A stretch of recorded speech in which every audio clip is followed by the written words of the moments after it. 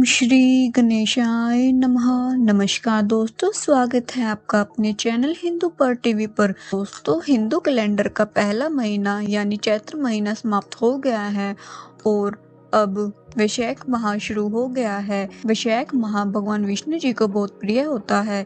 इस महीने में पीपल सींचने का, वैशाख स्नान करने का, अन्न दान करने का और जल दान करने का अपना ही विशेष महत्व है। आज से हम वैशाख महात्म्य को शुरू कर रहे हैं और रोज हमारे चैनल पर वैशाख महात्म्य डलते रहेंगे। आशा है कि आप हर रोज हमारे चैनल के साथ जुड़े रहेंगे। वीडियो को शुरू करने से पहले वीडियो को लाइक करें और चैनल को सब्सक्राइब करें। वैशाख महात्म्य का पहला अध्याय। मनुष्य में श्रेष्ठ नर और नारायण को नमस्कार कर और देवी सरस्वती तथा व्यास जी को नमस्कार कर उनकी जय बोलता हूँ।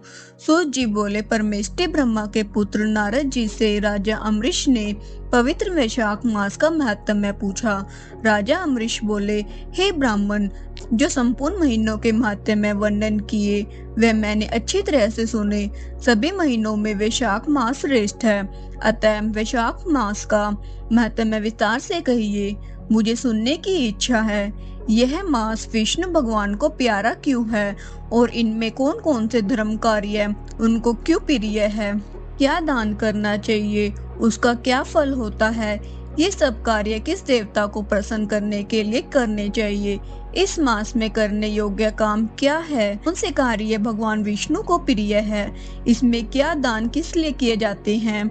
इसका फल और उद्देश्य क्या है? इस मास में किन किन वस्तुओं से भगवान की पूजा करनी चाहिए?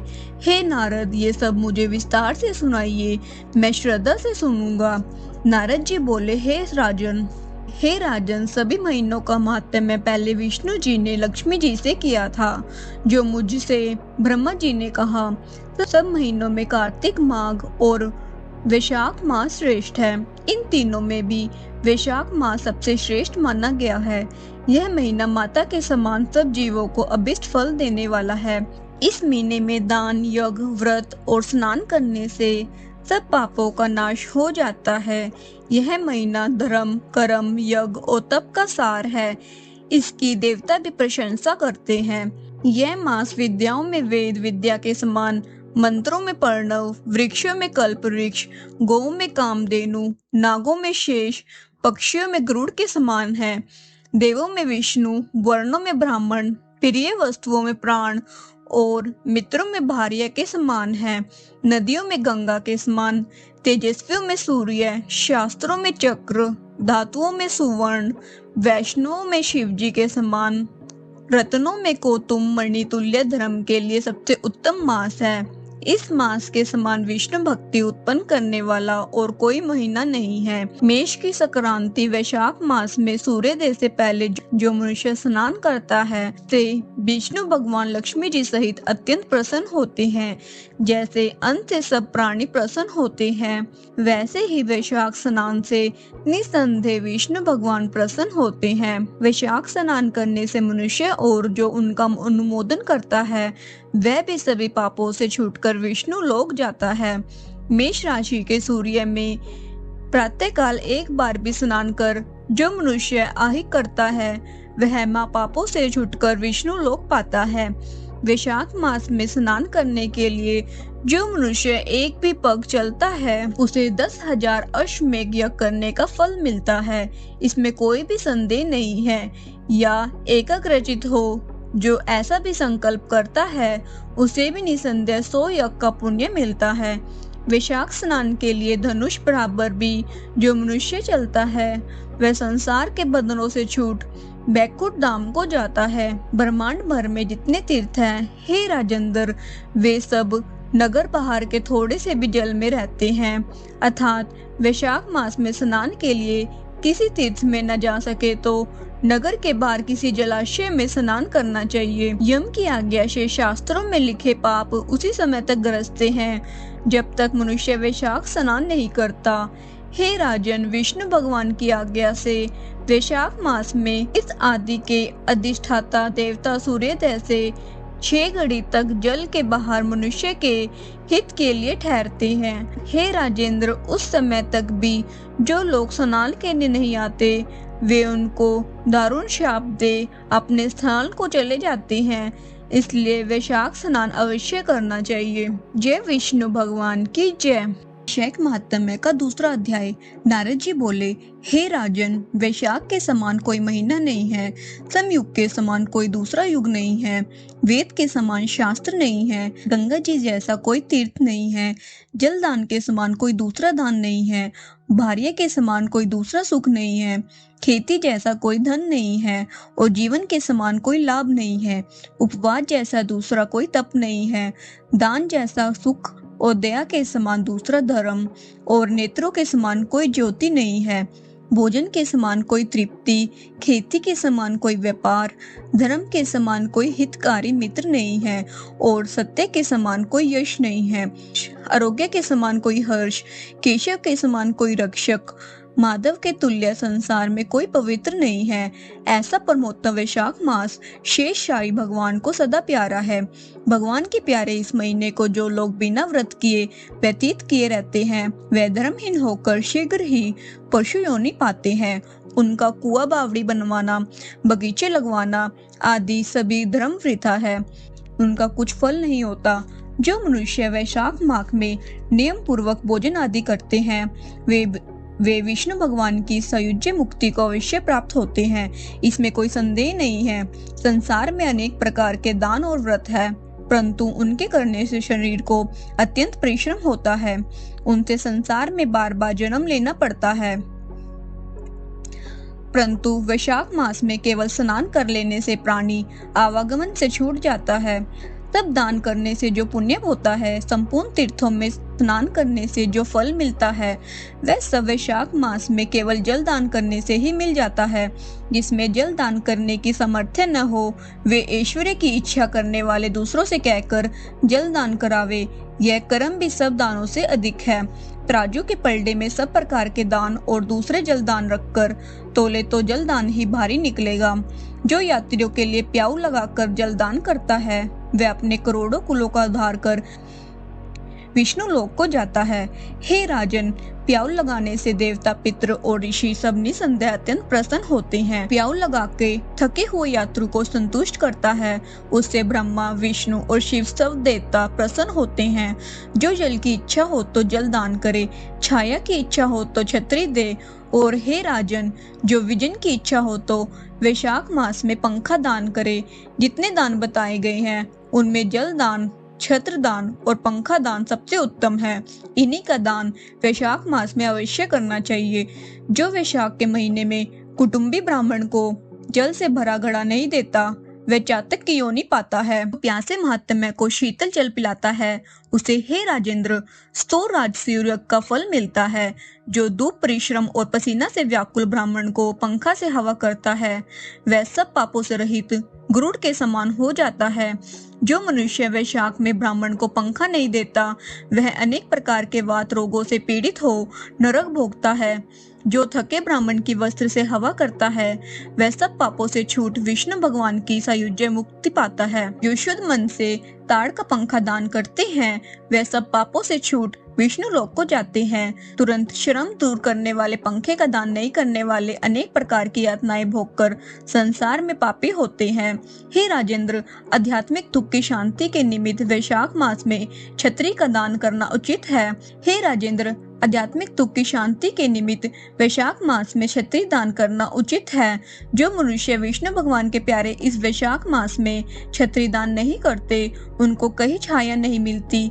वे महाक्रूर पिशाच बन पृथ्वी पर घूमते हैं। वैशाख मास में जो खड़ाऊ दान करते हैं, वे यमदूतों को तिरस्कार कर विष्णु लोक को जाते हैं। जो वैशाख मास में जूता दान करते हैं, उन्हें नरक की यातनाएं नहीं भोगनी पड़ती, न ही संसार के दुख सताते हैं। ब्राह्मण के याचना करने पर खड़ाऊ दान करने वाला पृथ्वी पर करोड़ों जन्म तक राजा होता है। जो मार्ग में श्रम को दूर करने के लिए स्थान बनवाता है, उनका फल वर्णन करने में ब्रह्मा भी असमर्थ है। दोपहर को जो कोई अतिथि या ब्राह्मण मिले, उसको भोजन कराने का फल ब्रह्मा जी भी वर्णन नहीं कर सकते। हे राजन, अन्नदान मनुष्य को तत्काल तृप्ति करने वाला है। संसार में अन्नदान के समान कोई दान नहीं है। जो मनुष्य मार्ग से थके हुए ब्राह्मण को आश्रय देता है, कि पुण्य करने की ब्रह्मा में भी सामर्थ्य नहीं है। भूखे मनुष्य को स्त्री, पुत्र, घर, वस्त्र, अलंकार, आभूषण कुछ भी अच्छे नहीं लगते। पेट भरने पर ही सब अच्छे लगते हैं। इसलिए अन्नदान के समान ना कुछ हुआ है और ना आगे होगा। जो वैशाख में थके हुए ब्राह्मण को अन्नदान नहीं देता, वह पिशाच बनकर पृथ्वी पर अपना ही मांस खाता फिरता है। इसलिए ब्राह्मण को यथाशक्ति अन्न देना उचित है। हे राजन, अन्नदाता माता पिता को भी बुला देती है। वह दानी को ही अपना सर्वस्व समझने लगता है। इससे त्रिलोकी में सब अन्न की प्रशंसा करते हैं। माता पिता तो केवल जन्म देते हैं, परंतु पंडित लोग संसार में अन्न के दानी को ही पिता कहते हैं। हे राजन, अन्नदाता में सब धर्म निवास करते हैं। इस प्रकार वैशाख महात्म्य का दूसरा अध्याय समाप्त हुआ। वैशाख महात्म्य का तीसरा अध्याय। नारद जी बोले, जो मनुष्य श्रेष्ठ ब्राह्मण को पलंग दान करता है, ब्राह्मण की उस पर सुख से सुलाकर ठंडी ठंडी हवा की जाए तो संपूर्ण धर्मों के साधन से उसका शरीर निरोग रहता है। इस दान से सब ताप शांति दूर हो जाते हैं। वह मनुष्य योगियों से भी दुर्लभ पद पाता है। जो मनुष्य वैशाख में धूप के थके हुए ब्राह्मणों को सुंदर श्रमनाशक पलंग दान करता है, वह मनुष्य, हे राजन, संसार के जन्म मरण और वृद्धावस्था के कष्ट नहीं भोगता। उस पलंग पर ब्राह्मण के शयन करने से जीवन भर के जाने अनजाने किए हुए पाप नष्ट हो जाते हैं। हे राजेंद्र, जैसे अग्नि के स्पर्श से कपूर जल जाता है, वैसे ही पलंग देने वाला मनुष्य निश्चय ही ब्रह्म पद पाता है। जो मनुष्य वैशाख मास में शय्या दान करे, वह इसी जन्म में सब सुखों को भोगता है। उसके कुल की वृद्धि होती है, कोई रोग नहीं होता, उसे बड़ी आयु, निरोगता, यश और धैर्य मिलता है। उस धर्मात्मा के कुल में 100 पीढ़ी तक कोई अधर्मी नहीं होता है। इस मास में दान आदि करने का अपार फल होता है। वैशाख के धर्मों को इस तरह करने वाला धर्मात्मा पुरुष सब भोगों को भोग कर अपना शरीर त्यागता है। जो वेद पाठी ब्राह्मणों को तकिया दान करता है, उसके सभी पाप नष्ट हो जाते हैं और अंत में ब्रह्म पद प्राप्त होता है। बिना इसके दिए मनुष्य सुख पूर्वक नहीं सो पाता है और इसके दान करने से सबका आश्रय बनकर पृथ्वी का राज्य भोगता है।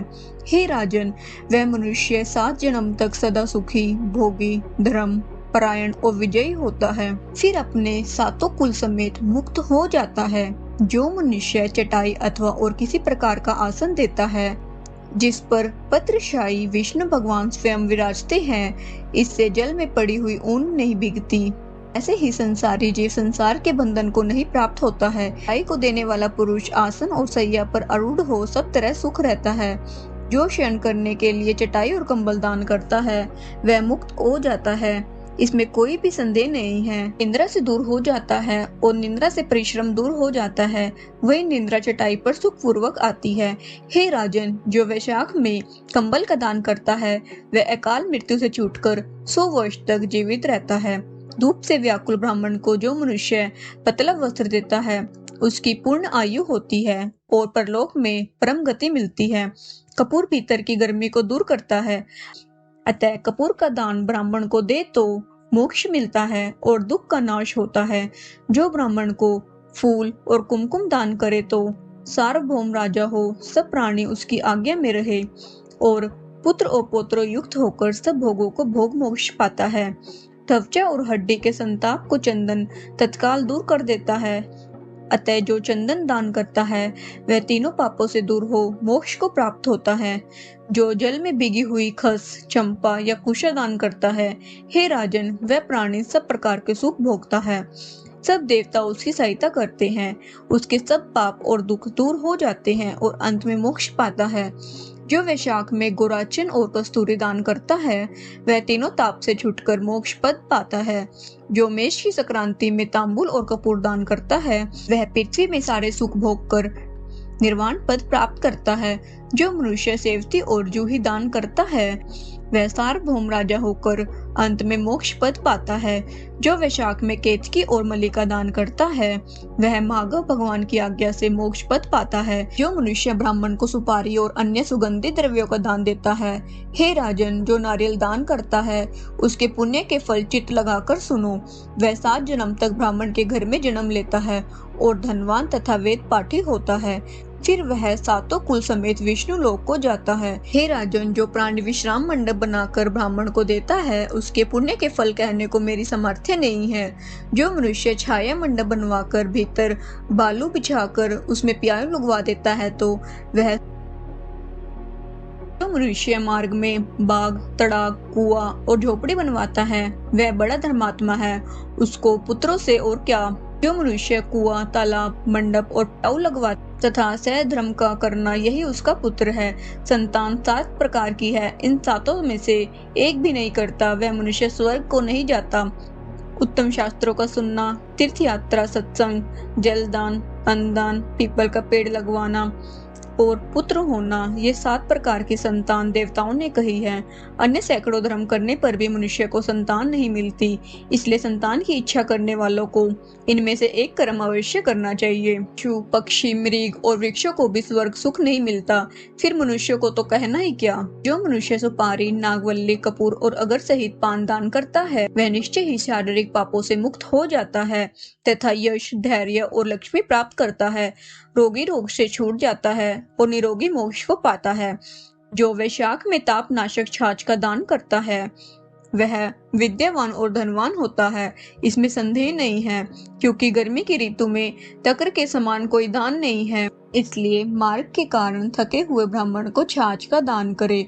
जो मनुष्य नींबू का रस और नमक डालकर रुचि नाशक छाछ का दान करता है वह मोक्ष प्राप्त करता है।